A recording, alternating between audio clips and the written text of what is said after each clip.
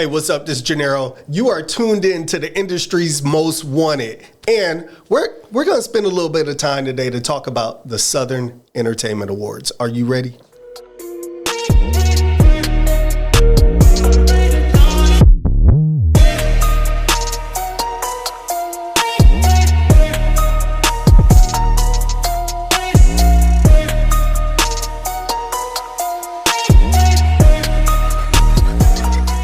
What's going on, man? It is your girl, TampaMystic, and we are live. Where are we at? Industries. The big one, not the little one. Wanted. I got a superstar checking in today. Shout out to Janiro checking in today. Of course, as you guys may call it, the SEA Awards, Southern Entertainment Awards. What is going on, family? How you doing today? I'm chilling. It's a blessing to be here. Yes. Finally. Listen, this is so long overdue. You're very welcome. My honor, my pleasure to have you here. And what you do is definitely a staple in the music industry, entertainment. It's been around for a very, very long time. Give us a brief introduction of, the Southern Entertainment Awards. Yeah, so long story short, the Southern Entertainment Awards started roughly about 23 years ago. Myself, business partner Jesse Johnson, we were sitting at Platinum Bound Records in Nashville, Tennessee, and we were looking at all the mixtapes and the independent artists we were working with. And it just hit us one day, like, there's nothing out here for all of this talent. Yes. All of this effort and work that to be acknowledged from a platform perspective. You had Justo's, R.I.P. Justo, but that was for New York. Yeah. A little bit of Southern was in there, but not a lot of the South. So we created the Southern Entertainment Awards. I love it. Where were you residing at that time? Nashville, Tennessee. Nashville, Tennessee. Yeah, I was going to school at Tennessee State University. Okay. What were you going to school for at that time? Business law. Yeah, I know. Crazy. Did you pursue that? No, I didn't. Yep. So you've been a part of the music industry prior to the awards being developed? Yes, actually, when I was living here in Atlanta, I was doing street promotions for Groove Essentials and Stankonia and Equipment Eye Records. Wow, so you've been in this for 20 plus years. Yes. But you look so young.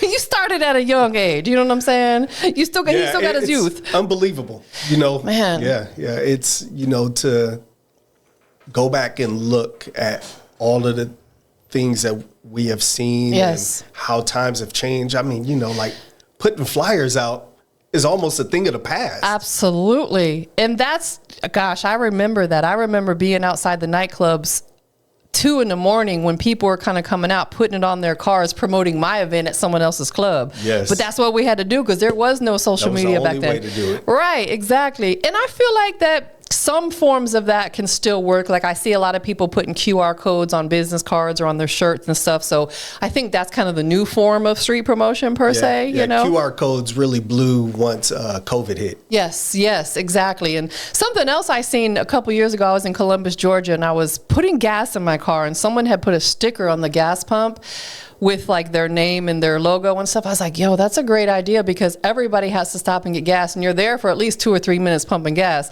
I went ahead and scanned it. I was like, why not? Yeah, you're like, I'm sitting here, I'm not doing anything. Let me see what's going on. Exactly. If I can support by just giving them a scan or whatever it is, definitely. So in the early stages of the conception of the SEA Awards, was there any obstacles? What was it like back then starting out? One of the biggest obstacles or hurdles was we were new. Yeah. Nobody knew what to think, how to go about. We started with paper ballots. Really? For people to nominate and vote. I think about that. Yeah, we used to print ballots out, mail them to record stores. Have people fill them out like little ballot boxes. Yeah. And send them back to us, and we would count those manually. Wow. So, and being new, I would say a lot of people probably didn't believe in us. Yeah. Because the idea we had was beyond what anybody had ever saw. Absolutely, because I think a lot of people are only used to like the major award shows, you know, so it's like to get people to believe in what you're doing. But obviously they did, because here you are all these years later still doing it. 2 decades later. That is amazing. Congratulations to you and your business partner on that. That is amazing. That says a lot to be around, because to be honest, to be all the way honest, I've seen a lot of award shows come and go. And it's, you know, it's not easy. Yeah, it's a lot of work, because of course I spent many years helping Bigga with the Diamond Awards. And of course, you know, he got sick a few years back. He had kidney failure and stuff. So when that happened, we had to kind of pump the brakes on it. But man, there was so much work that went into it. And the Diamond Awards was amazing. Yeah. Because I was able to attend. Yeah. And it was really, anytime you can get a lot of people from the entertainment industry together and celebrate, it is a beautiful thing. And I believe it really should be embraced even more than what it is. I agree. Absolutely, I agree. So let's break down the journey of the SEA Awards. Now you guys, you do panels, you do performances. Of course, you have the award ceremony. Was it always like that from the beginning? When we first started, the very first one, so the inaugural one, the first one. Y'all know what I'm trying to say, right? I wouldn't have got it either. So but it was the award ceremony. Yeah. You know, we were focused on just making that happen. Correct. Understood. And over time, it's grew. We've tried to have different events. I remember one year we all went bowling. Oh, you know, okay. We've done parties. We're not like huge party promoters, but we try to incorporate some form of entertainment for our guests that are coming in town. We've done conferences, workshops, panels, showcases, just a lot of different things. And when you look at 2025, I believe for some people, they may be paneled out. Yeah. And they're looking for their information in another capacity. And we're still trying to figure out what is the best way to deliver that to those in need and the consumer. Absolutely, because times have changed. 2 Chainz said it in one of his interviews, and it just stuck with me. He always says, get on board or get left behind. Yeah. And that's facts with anything in life. Whether we like it or not, we might not like the change. We have to stay up with the times if we want to stay relevant to what's going on. So do you think now that having like the panels and the performances is a vital part of the award show? It all is. Yeah.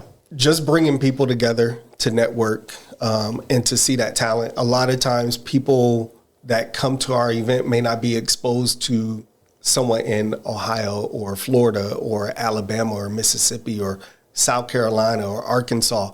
So trying to bring all of those people together into one room is the benefit. Absolutely. For many. And of course, knowledge is key to a lot. And there are a variety of ways out there to obtain information, but it doesn't necessarily mean that people are fully applying it. There are still gaps in the process. You and I both see it in the entertainment industry. All the time. You know, some of the simple things, but you also have to ask yourself, how many years in a row are you going to continue to preach the same message? Understood. Stop cupping the mic. Yeah. Get a show track. You know, little things like that. So we have to get the information out there in a different way. That's funny you say that, because that's something when Big and I, we do showcases about once a quarter. And that's one of the things he preaches every time is stop cupping the mic, because it muffles your sound, you know, get them show tracks. Absolutely. But like you said, it's like, how long until we need to move on to maybe a different topic or something like that? But I feel like too, you probably have new people in attendance every year that haven't been in the previous years. So maybe touching on that stuff, but moving on to some newer stuff. What do you feel like right now is maybe 2 main topics that need to be touched on during like your panels and things of that nature for independent artists? One thing I believe is that radio is still important. Very. And sync. Yes. The importance of sync. And a lot of artists have no idea what sync is. Yeah. It's to get your music and film and commercials and video games. And so I love that you guys touch on that. Yeah, sync. So I've started diving into the sync licensing and film side of music. In my current position with Onyx Theory Art, shout out Nina Stacks, is music supervisor for her film company. Wow. And congratulations. Thank you so much. And in that, I've seen that there are so many artists out there that don't understand what sync licensing or sync is about and how they can make additional revenue off of their music. Like, as an artist, you're spending money to make your music. If it doesn't get on radio, at least get it somewhere. Yes. And in film, there is a place for the best song, the average song, and the worst song. Man, that is facts. Y'all better listen to what he's saying. So let me ask you this. You're a music supervisor. And again, that's for any artists out there. Typically, you got to connect with these music supervisors in order to make it happen. Mm-hmm. There are companies out there, and I'm not going to throw any names out there, but there's companies where they can go to their website and submit it. I don't know how that typically works. What is the best way? Because I know the artists are going to ask, how do I find music supervisors? Music supervisors are pretty recluse.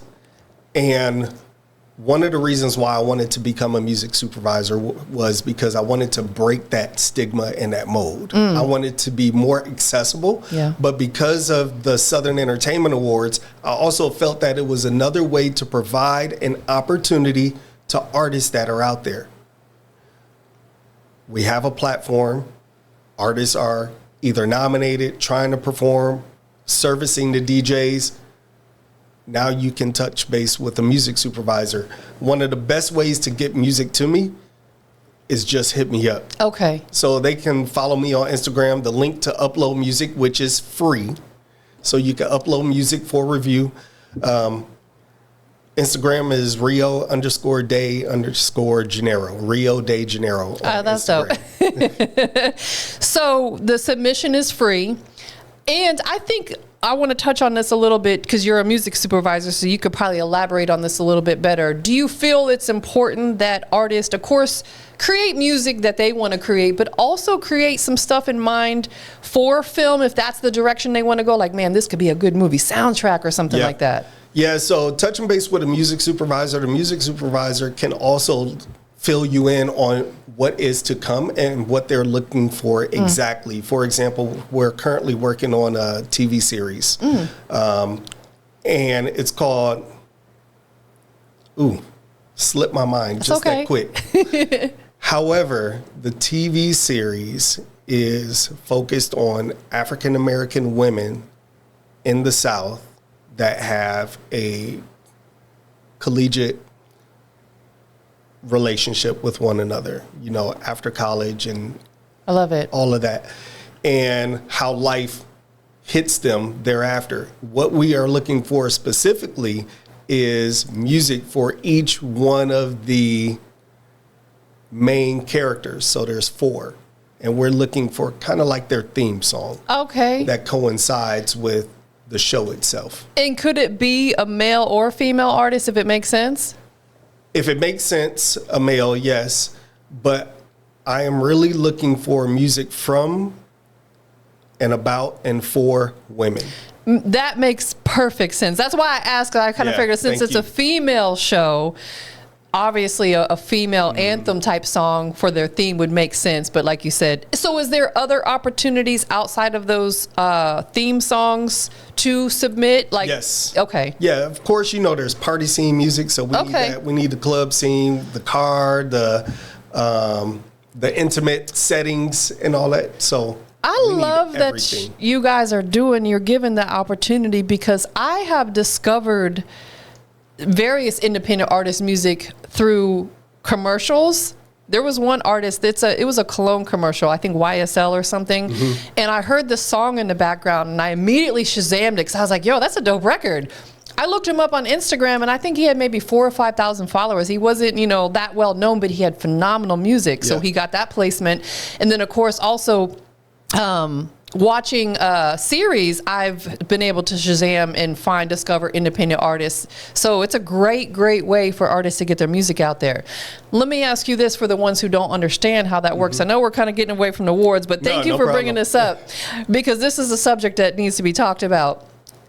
How are the payouts for that? Is it each time that someone is watching and streaming that series? How does that work, if you don't mind elaborating? It varies. Okay. Part of it is the variation, and it is by budget of the project. So, for example, if I was a music supervisor for Walmart and we wanted your song in our stores, we would outright purchase that music. Okay. So major corporations buy the rights to the song. Independent film, depending again on budget, it varies, but artists can get paid by length of time in the film. Got it. So if it's a 10-second clip, you won't get paid as much as it will a 60-second clip. Got it. The opening song, the outro song, those are playing in their full entirety. But those are quarterly payments for the life of the film. And I think and really, you still have the rights to use that song anywhere else. Okay, so that's where the difference it's not is. Exclusive rights. Got it. Yeah. Where, like you said, if it's a Walmart, they want to buy it out from you. Yes. Versus if it's a series, they can go use it for other things as well. But I feel like that shouldn't be the main focus for the artists, is the money necessarily. The exposure is what, to me, is priceless. Yeah, because you're looking at, let's say, 1 million people view the film, and then they hear your music. Yes. That wasn't going to be on radio, or that isn't placed anywhere else, but you made it. They're going to start looking you up, listening to your music, potentially booking you for shows, want to collaborate on other things. So it's another lane. I agree. There's people out there like me who's going to Shazam it and say, who is this? And like the one guy that I heard in the commercial, I even went as far as playing the song, getting a video, posting it on Instagram, tagging him. You know what I'm saying? I got a pretty decent following. So it's like, you never know where it can lead you. So yeah, don't always think about the monetary value. Think about the exposure you're going to get to, like you said, literally millions of people. Yes. That's beautiful. The opportunity.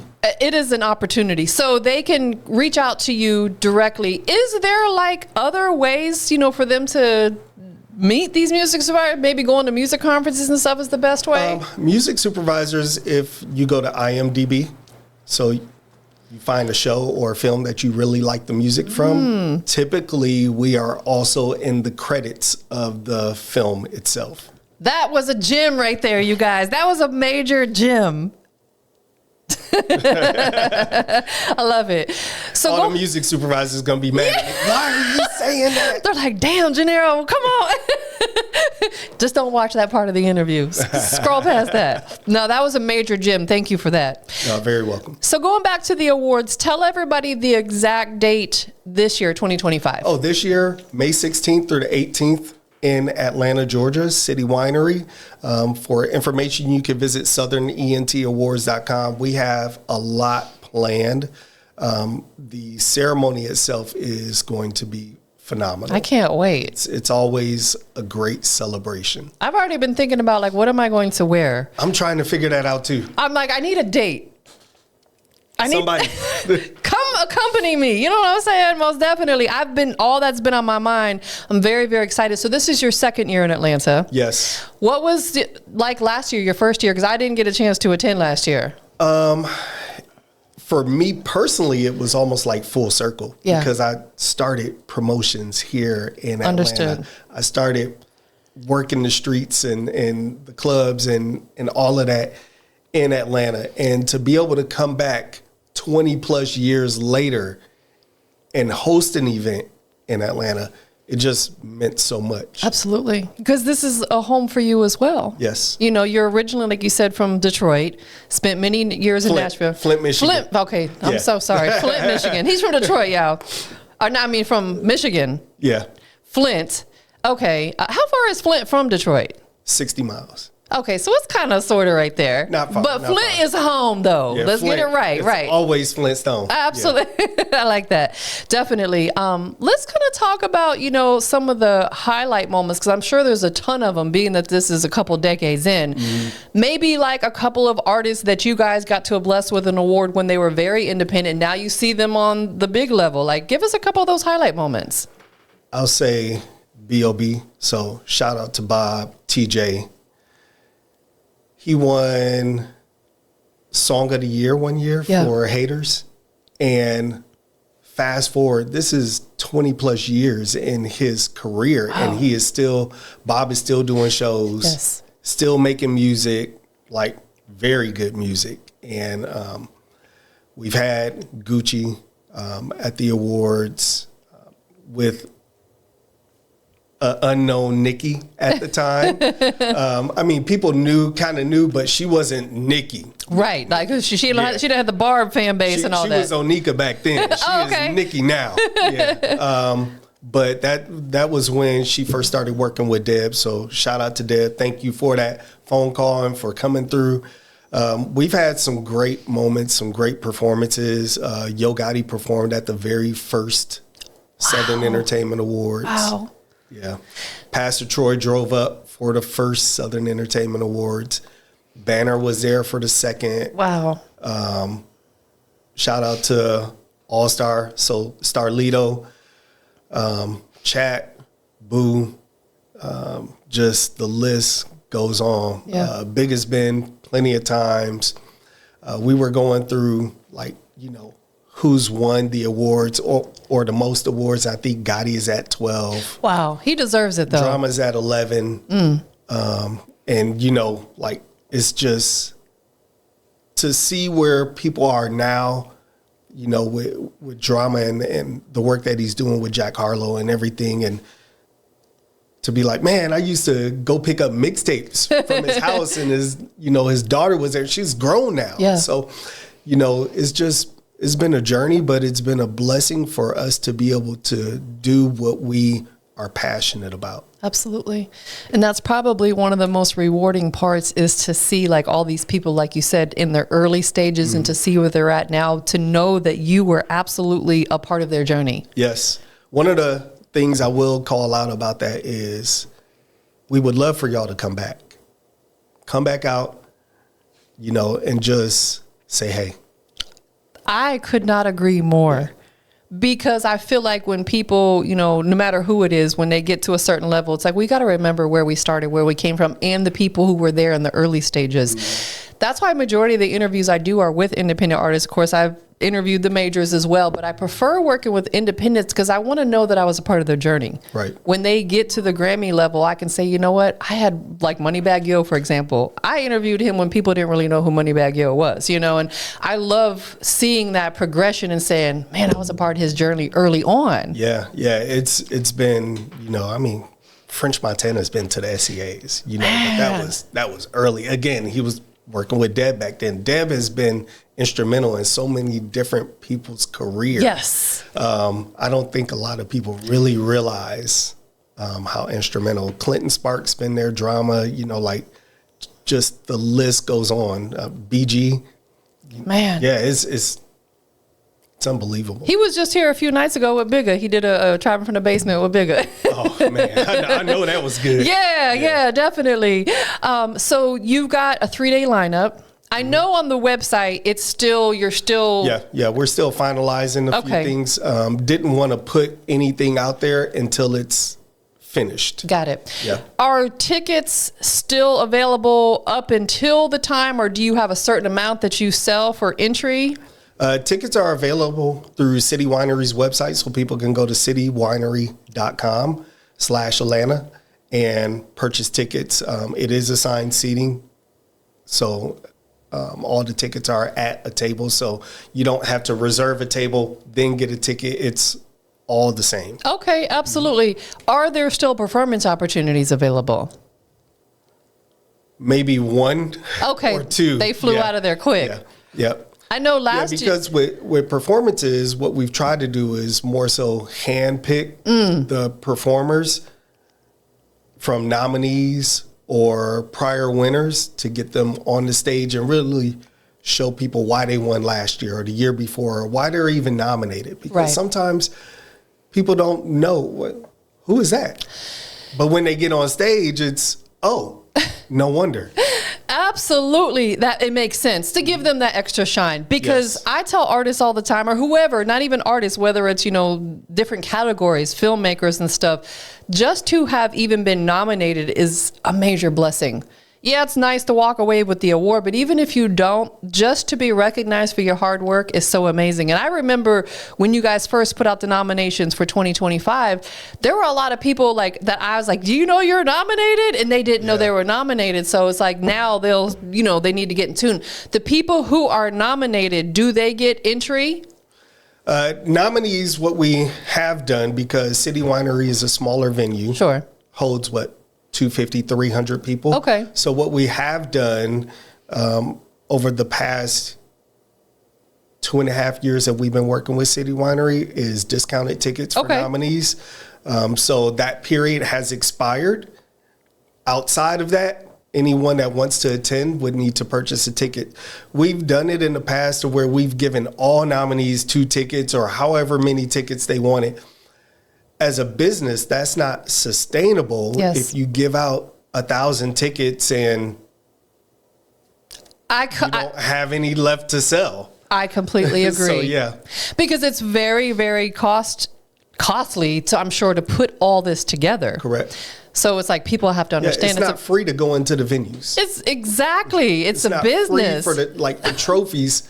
We spend probably about $2-3 a year on trophies. Wow. We've been doing this for 20+ years. Exactly. Do the math. And not to mention just your time alone. Your time is priceless. It's very, very valuable. You put probably hours on hours, everybody that's involved. Mm-hmm. How big of a team do you have that's involved putting everything together? For the entire SEAs, especially the weekend of, it is, I would say, 10 of us in total. And you guys are working. Yeah. There isn't a day that we don't do something related to the Southern Entertainment Awards. Yeah. Whether that's a post on Instagram, Facebook, running ads, emailing, any of that. You have to. Yeah. If you're passionate about something, if you are putting something out there to people, you can't almost take a day off. You can't. Now, there's balance. So what I will say is, over the years, I've learned that balance.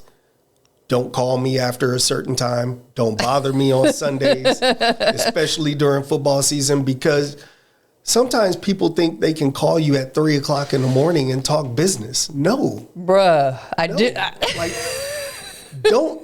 do that. That's disrespectful. So disrespectful. It's like an invasion of privacy. And it's, back to Big Red and the 5 Heartbeats, my business hours are, but, what can we talk about at 3 o'clock in the morning that we can't talk about at 10 o'clock in the morning?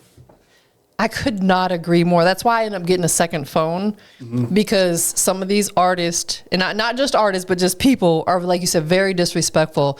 I would have them calling me 2, 3, 4 in the morning, and I'm like, bro, I'm asleep. They're like, oh, I was in the studio. And I'm like, okay, well, I was asleep.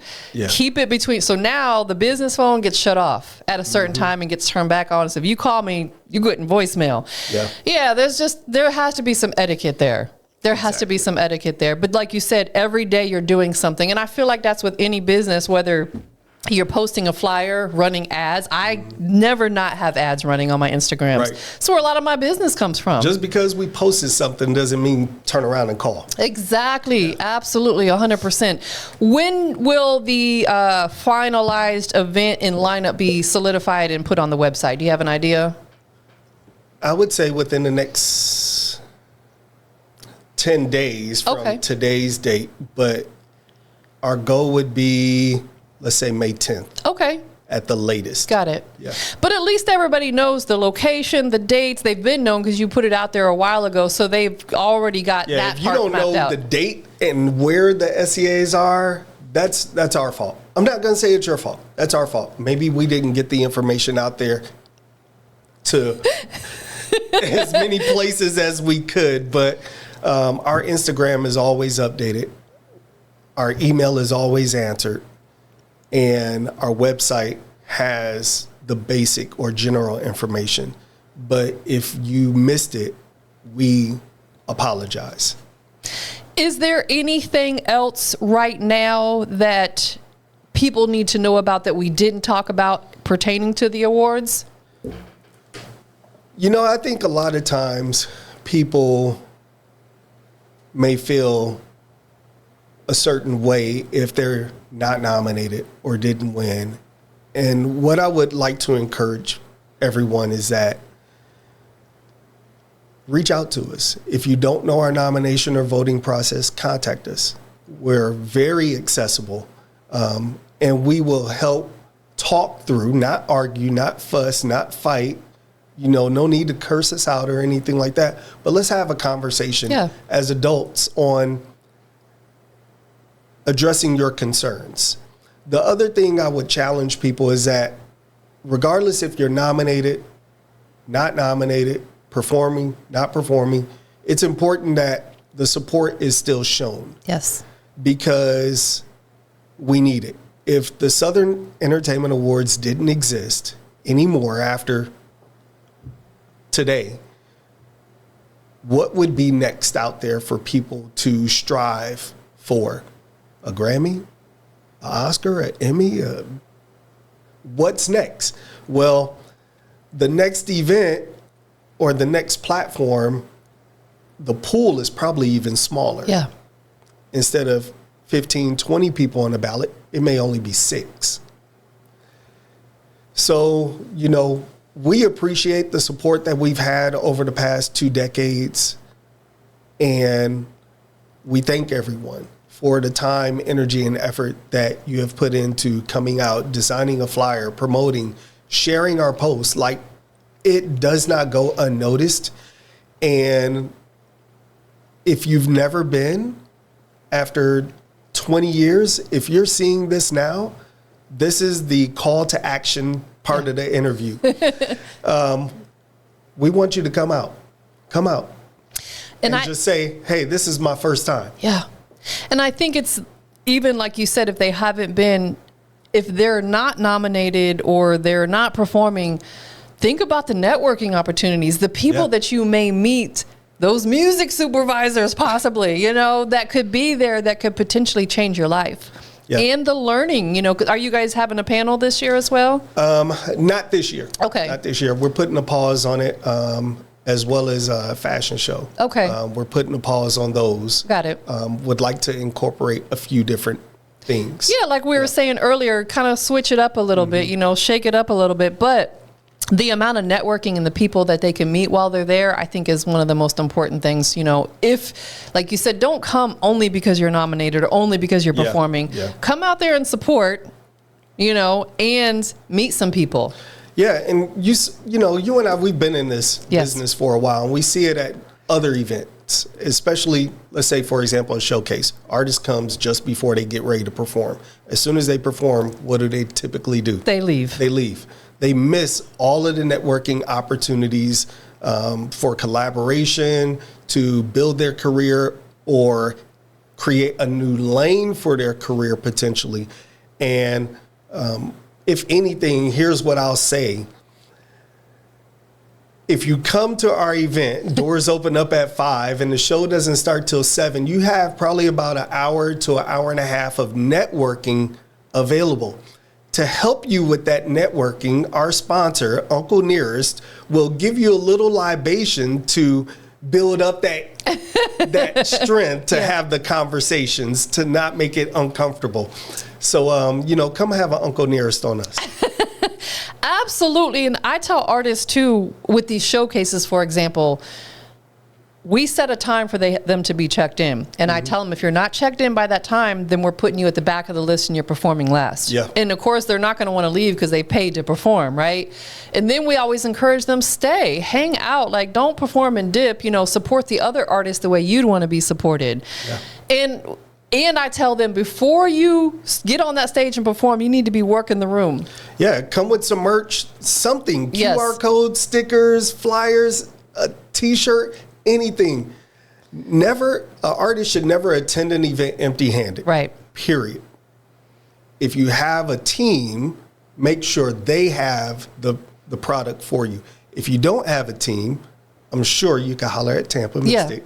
And she can get you set up. Absolutely, because we know people out here who will go, you can pay them a little bit of money and they'll go do it for you. Street teams, that's what they do. Just because you're not there doesn't mean you can't have a presence. Correct. Absolutely, 100%. I agree, because I feel like they leave a better impression and people remember you more. They're like, oh, he gave me this, or, you know, like they're going, just like if you introduce yourself to someone, when you get on that stage, you have a better chance of them paying attention to your performance because you went and introduced yourself. Exactly. They're like, oh, bro, it was cool, man. You know, don't sit over in the corner. Yeah, smoking all night. Like, well, you can't smoke in city water. I was just going to say, that's a non-smoking. that ain't going to happen anyway. Which I prefer that anyway, but you know, that's neither here nor there. That is really, really dope. Let me ask, I got one more question. So once this 2025, and this goes for all the years. Yes. Once 2025 is done, how much of a little bit of a break do you take before you start planning for the next one? Break? Or is it boom, right in? Already thinking about the next one and where we're going to be. Because we would love to make that announcement at the event. Okay, makes sense. While we have the audience there, let's tell everybody. But the relationship with City Winery has been going very good. You know, and in addition to that, many of the artists that are performing on the stage at City Winery, they haven't had this opportunity in their career as of yet. So this is a very well-known venue across the country, and to list that you've performed there and you get your video team and capture footage, it says a lot. It's a major accolade. Yeah, and you could build that relationship even after your performance to book your own event at City Winery. Okay, now that's a great tip again as well. Yeah, I'll be more than happy to help connect the dots. I love it. Yeah. Man, thank you for all the knowledge and everything that's, you know, because there's a lot of people that, you know, it really blows my mind sometimes. I'll even ask some of these artists that interview with me, do you know Bigger Rank? And they're like, no, I don't. I'm like, you don't know OG? Yeah, you know, just like if they are not familiar with the awards, they have to get themselves out there a little bit more, because there's certain people and certain events that are pivotal in their career that they have to touch at some point in time. And sometimes people are only attracted to the shiny things. Yes. And they don't have a tendency to gravitate towards all other things. They're focused on the big thing. Right. And you can't, you got to have your blinders on to an extent, but you can't have that tunnel vision. Correct. Because all things work together when it comes to momentum. You can't be still and have momentum. That's not going to happen. If you only plan to attend one event a year, it may be why the career is taking a little longer or stagnant at times. You got to make some effort, and you got to put your feet to the ground, and everything can't be on your phone and online. You got to hit them streets, bro. All right? Yeah. You got to be outside. I agree. I had an artist that I was working with last year, and I won't call out the person's name, but I was telling him how he needed to get out and bless some of these stages and perform. He absolutely refused. And I was like, well, it's going to be difficult for me to help you, because me personally, I believe artists have to get on these stages. Yeah. And you can't do it for them. Exactly. And it doesn't even necessarily have to be anything like a South by Southwest. It could be your local, you know, open mics and showcases. At least that way you got the footage. You got the getting on stage. You need that practice as well. Yes. Because I've seen some artists get on stage and they freeze up. They don't know what to do. And there's a lot of artists that don't even have footage of them performing anywhere. So how can you convince someone to book you if they can't see your historical performances? You go to YouTube, nothing. You go to their website, nothing. You need performance footage. If you don't document it, it didn't happen. Right. Period. Right. Everybody's got one of these right here. Get your homeboy to come, even if it's just cell phone footage. This vlogging camera is my new best friend. Films in 4K. Those are good. Yeah, those are great. I love this thing. And it's cheaper than a section. It's an investment. You could not have said it any better. It's cheaper than a section. Yep. Invest in your career.